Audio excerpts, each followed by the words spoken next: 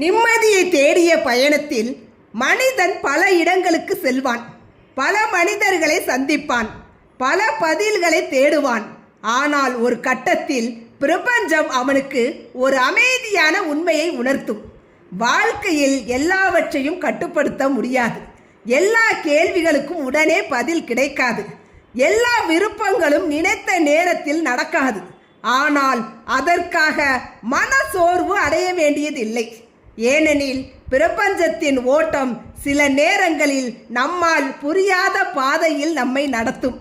கடந்ததை சுமையாக சுமக்காமல், எதிர்காலத்தை பயமாக நினைக்காமல், இப்போது இருக்கும் தருணத்தை ஏற்று வாழ ஆரம்பிக்கும் போதுதான் மனமானது மெதுவாக அமைதியை கண்டடைகிறது.